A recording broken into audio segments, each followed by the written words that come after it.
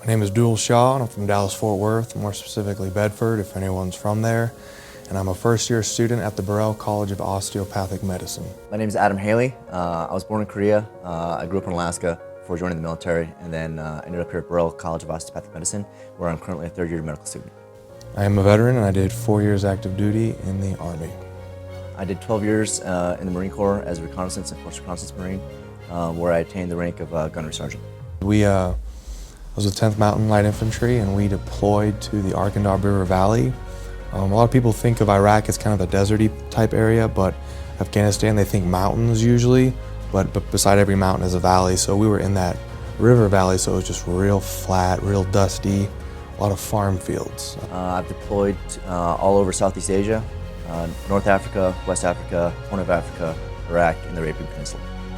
Without going into specifics, I've deployed in combat and humanitarian missions ranging everything from humanitarian aid and foreign internal defense, where we train foreign partner nations, all the way to long-range reconnaissance patrols and close quarters combat and house-to-house. My role exactly was to tend to the well-being of the men and women that were at our combat outpost. It's called the COP, at our COP. So I would tend to my guys and my gals, and I'd tend to the locals outside. They would come to us for treatment, or we'd go out there to help treat them, to build relations. Just provide health care across the board, and it doesn't matter where it's at. We go out and set up like essentially little aid stations out in rural areas that don't have access to bigger medical facilities. And if you can imagine, the lack of medical care in a third world country away from the cities is pretty drastic. So every time that we went out there, got to see the looks on people's faces when their children got taken care of and stuff like that. So that really hit me pretty hard, and so that's eventually started me on the path of becoming a doctor. I fell in love with medicine there. Like I knew I'd like it, but then I confirmed it there. Like, I love this. This is great. I received the combat medical badge, and I was the first in the battalion or the brigade to get it. So, which I always thought that was kind of funny, because the casualty that I had, he wasn't the worst off, but it was still the first. So I'm like, huh, #1. But in order to get that, a combat medic has to provide emergency care to someone under direct or indirect fire.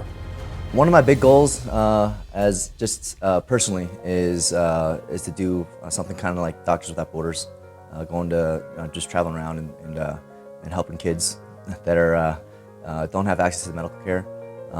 But before I do that, I do have to return to the Navy. I transferred from the Marine Corps to the Navy in order to attend school. So once my service time is up with that, then hopefully I'll be able to do a little more volunteering. The day I found out I got into BCom, I remember I was on the stair stepper, it popped up on my phone, and the first thing it said was Felicidades, and I was like, I knew what that word meant. Like, I just almost fell off the stair stepper. I was just so happy, because I was like, why would BCom send me an email that said Felicidades, congratulations? It takes a pretty big effort to just through the application process, MCAT, and everything that it takes just to get into medical school. And when you get here, everyone is usually at first just ecstatic and riding that high of being accepted and finally pursuing their dreams. But eventually it hits you, that it's a lot of work.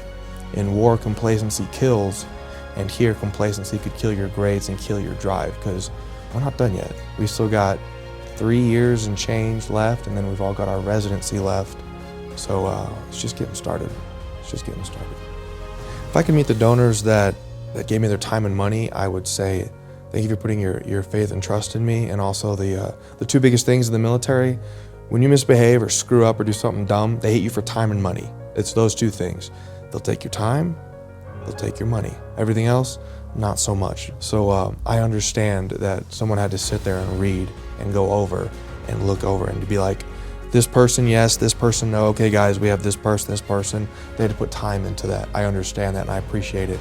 And then the monetary aspect, I appreciate that too.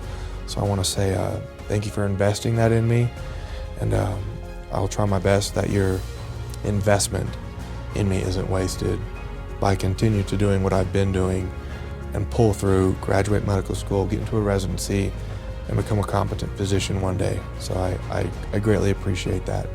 None of us that join the military do it for the scholarships or the college money or the recognition, anything like that. We don't expect anything other than what was promised to us when we signed that paper.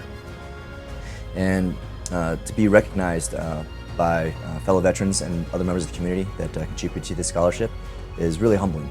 It makes us feel welcome and grateful to have such a community behind us.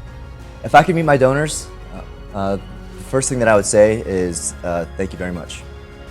There is no words that I can use to describe how grateful that myself and fellow recipients of the scholarship are. It takes a huge financial burden off of us, so we can apply more time to studying and becoming the best doctor that we can be, instead of worrying about trying to make ends meet. Thank you for being a friend of military veterans. Thank you for being friends of military veterans. We really appreciate everything that you guys do for us. You guys make us feel at home, and we can't say thank you enough.